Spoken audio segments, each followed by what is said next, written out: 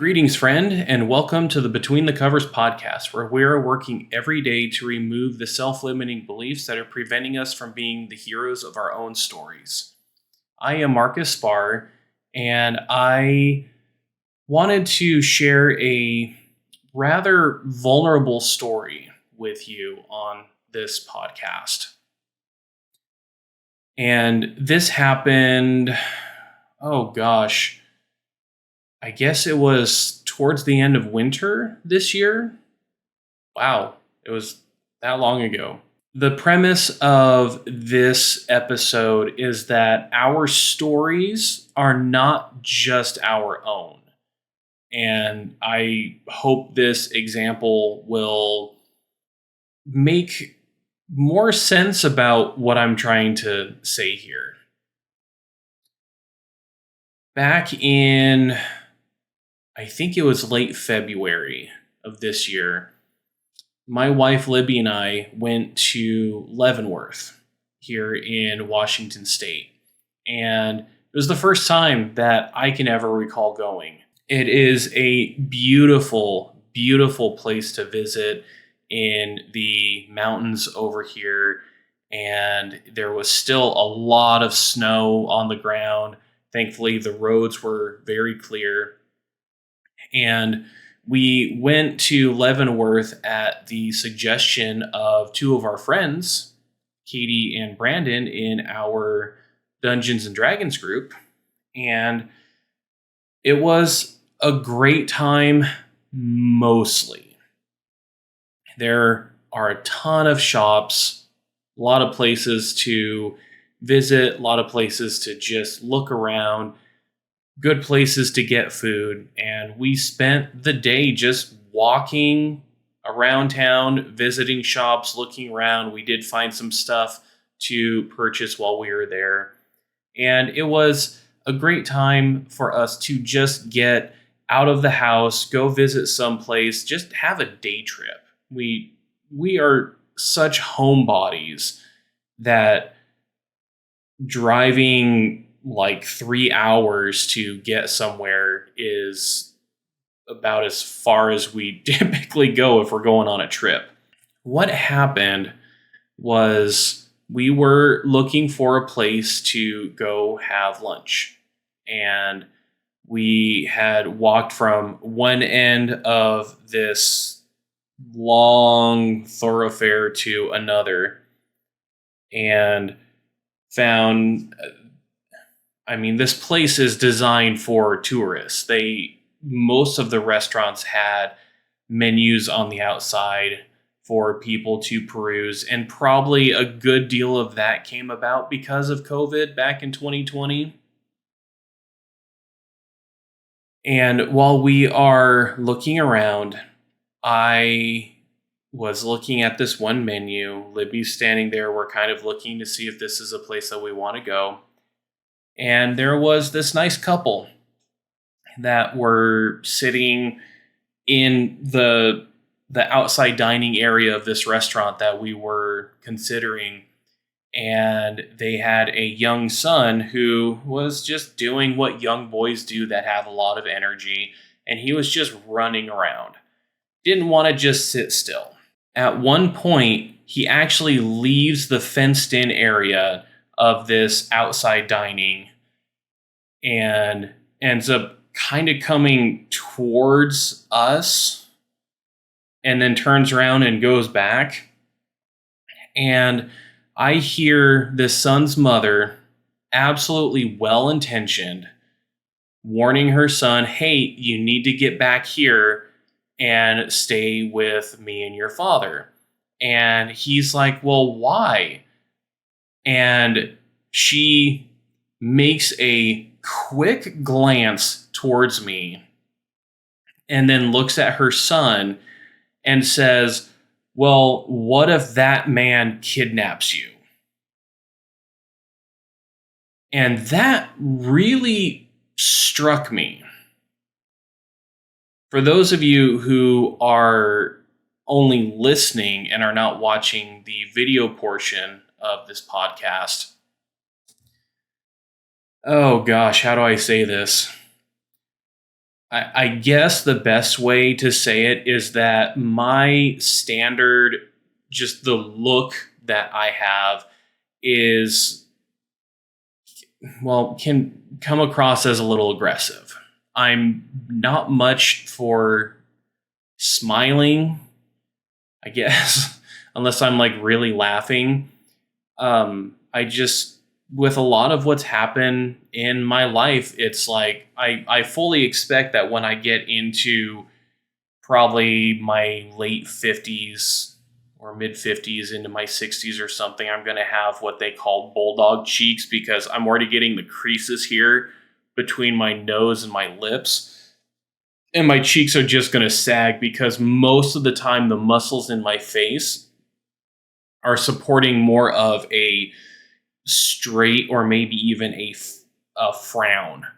And I don't really, I don't know, some of it is I don't like my smile. Maybe it's because the muscles are so underdeveloped, it's hard to pull my lips up or anything like that. And bear in mind, we were still wearing face masks at this time as we were going on this trip. Yet I am a bigger, balding white man.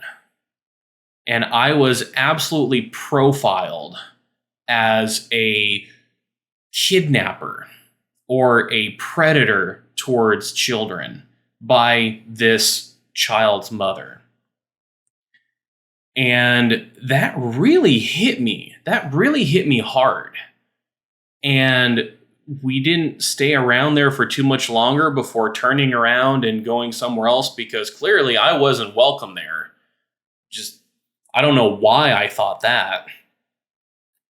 Yet, while Libby and I were discussing it, she even made a comment saying that I probably would, that probably wouldn't have happened if I had facial hair, which I do now. But, you know, this won't be staying around here forever. I'll eventually get rid of it and go back to being my clean shaven self. And there was just something about me being a clean shaven, bigger, balding white man that just said predator, predator, predator. And I was absolutely profiled because of it. In this example, I had someone else put her story upon me that I was dangerous, that I was a threat, that I was someone that they had to keep an eye on, that they had to protect their child from. Now, this is a whole nother conversation for another day about stranger danger and everything like that. Yet statistics have shown that it's not strangers that are going to be a predator towards young children. It's actually going to be someone that the child knows, even to family members, like immediate family members. In that moment, the story that I was walking wasn't even my own. I didn't belong in that story. And yet I was pulled into it because this woman chose to use me as an example toward her son of someone to be on the lookout for because he's dangerous. When I say that our stories are not our own, this is what I'm referring to. Since there are so many people that we will interact with just in our lives, in our community, within our family, with our friends, a lot of times our stories are not entirely our own because they're going to be entangled with the stories of others. And that can be for the worse, as in this example that I shared. And yet it can also be for our better. When we experience things like betrayal, when we experience things like depression or childhood sexual abuse or spiritual abuse, or you name it, whatever the experience happens to be. Typically, I'm focusing on the negative here, and there's a very specific reason for that. And that is because there are support groups that typically help with these specific struggles. And when we are able to share our stories and hear the stories of others, what that inevitably does is it connects us to where I'm not alone in this. And this person understands what I'm going through. It creates this connection between you and others within your sphere of influence. And on the flip side of that, your story becomes intertwined with those that you choose to spend time with. I have more stories now about my Dungeons and Dragons and gaming friends than even some of my own family, just because I'm spending more time with these people. We have incredibly fun experiences. There's a lot of laughter.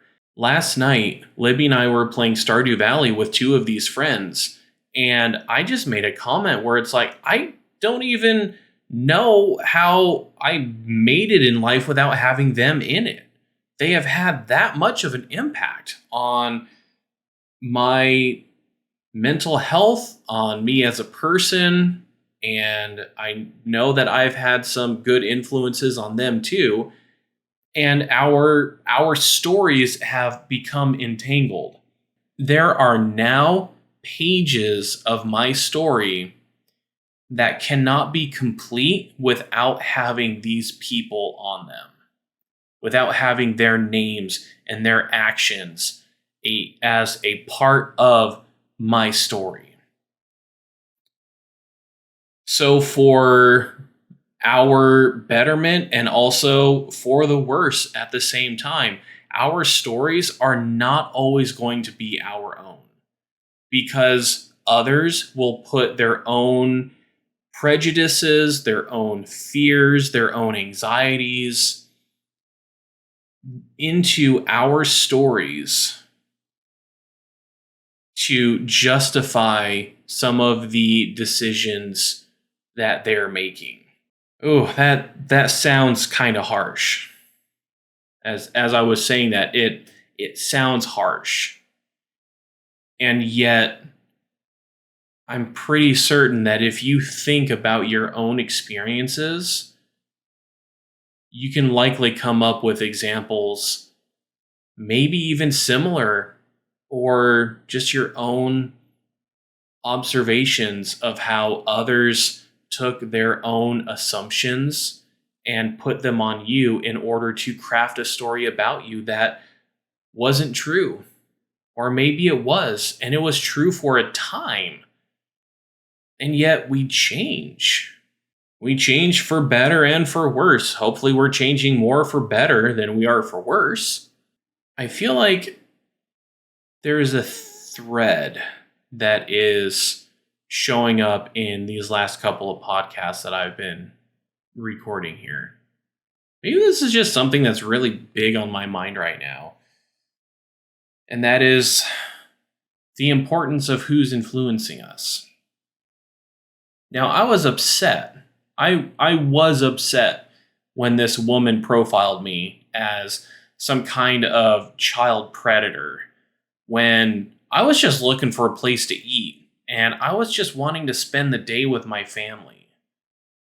But because of how I look and because of just me, she made a judgment, a rash judgment, in order to teach a lesson to her child. I could have let that fester and become a part of my story if I really fixated on it. But what I chose to do instead was recognize what I was experiencing in that moment. I was not happy. That was a trip wrecking moment. And I processed what I was feeling, what I was thinking, what had happened. And when Libby and I found a place to eat and we sat down, started talking about some of what was going on, she was able to offer some of her own insights. And I was able to move on from it. I didn't need nor wanted to allow this woman's prejudice to influence my behavior, my personality, because not saying that I would suddenly become a predator because of what she had said, but I could have used that to just put a dark cloud over the remainder of this entire trip and not actually have enjoyed the time that we were in Leavenworth. Instead, I chose to acknowledge what was actually happening. It was her story, not mine. It was her prejudice, not my actions, that determined why she said what she did. And I moved on. I was able to enjoy the rest of the day. We had a lot of fun. We walked more than we've walked in a long time. And I was able to look back on this trip and see it as a good healing experience, a time away from the mundane, a time of joy, and a time of connection with Libby. Instead of looking at it as this is a horrible place because of what one woman said to me. This connects back to my conversation about change who you listen to. If you are around people who make you feel like I felt from what this woman had said to me, and if those are the people that you spend most of your time around, then that is going to have an impact on you. Those stories will become entangled with your own, and then you will look back on the pages of your story and see that, oh, there was a lot of garbage that was written on these pages because these were the people that I was around, and it wasn't a healthy experience. It wasn't even close to being life-giving. This raises an important question. If we have these kind of people in our lives, why do we spend so much time with them? Why do we keep them in our lives? And there's a lot of different reasons for this. Some of these people could even be our own flesh and blood family. I like to look at my friends that I play games with, that we go on these grand, fantastic adventures as family. Because friends are essentially the family that you get to choose. Your blood family, your flesh and blood family, however, you don't get to choose them. But if they're doing something or saying something that is causing you harm, you don't have to be around that influence all the time if you can help it. Some people have a harder time with this because they can't move out yet.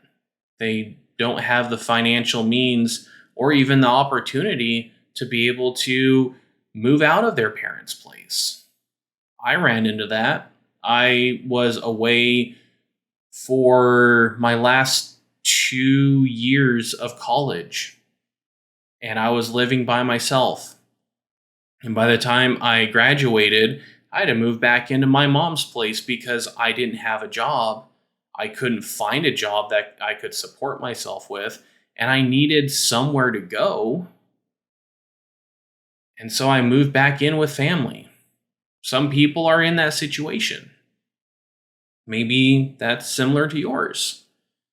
Maybe it's something more like a roommate. Maybe it's a friend group that you're just choosing to remain with. And the reason why we can do that is because it's comfortable. We know what to expect. This is something that I work with a lot of my clients around. We are working on behavior that they don't want to have in their life anymore, and they really struggle to get rid of it. And the reason why is because our brains are so reluctant to change. Because I have a friend who knows a ton about science who I posed this question to, just about why is it so hard for people to change a lot of these behaviors that they don't want to have in their life anymore. And he pretty much just looked and said, the brain is an incredibly efficient machine, and it is always looking for how it can consume the least amount of energy possible to the maximum of its efforts, which is where habits come in. When we are in a habitual state where we are familiar with people, even if they don't treat us the best, we are familiar with them. It's something that's comfortable as this negativity can be. The unknown can be so scary that I would rather stay here with what I do know than to change in order to experience something different. Because what if that thing that is different is worse than what I have now?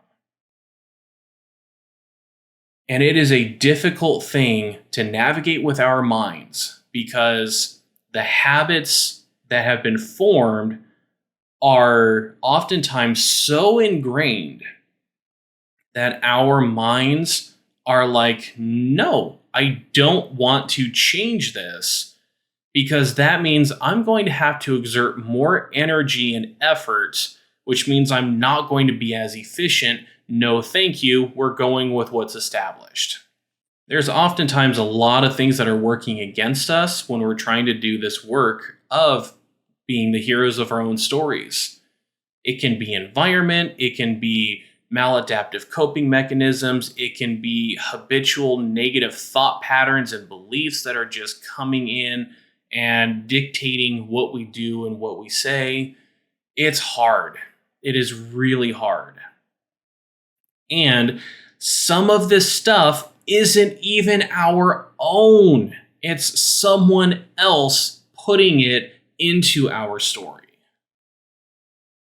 I would say the more you can separate that, the more you can remove those influences and truly have your story be your own, that is going to help you to start to unravel some of these things that are keeping you stuck. Maybe you need to have a different cast of characters coming into your story. That's perfectly fine. Go find those people. After all is said and done, what is really important to recognize is you are in control of your story. Even if it may not feel like it, you likely have more control over your story than you know. You have more control than you even give yourself credit for.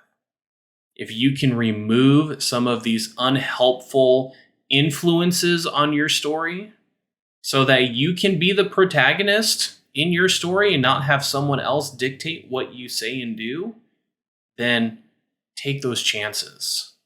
It can be so worth it. It's going to be difficult, but it's so worth it in the end. I hope you found this conversation inspiring, and I hope it helps you to take some more control over your life and over your story. And bear in mind, I don't have this all figured out either. I'm still working this process. I'm still battling some of my own self-limiting thoughts and beliefs. This is a journey. Are you ready for the journey? And it's okay if you're not. It's okay if you need to take some time to think about it first. If you truly want to be the hero of your own story, though, it will be important for you to start changing who's influencing it. And it should be more you influencing the story than other people. Until next time, live strong for today. Thanks so much for watching or listening to this podcast. If you like what you're hearing, then give this video a like and subscribe so you don't miss out on any future uploads. If you are interested in working with me, then take a look in the description where you can find my website or a link just to schedule a free 50-minute one-on-one call with me. Looking forward to talking with you soon.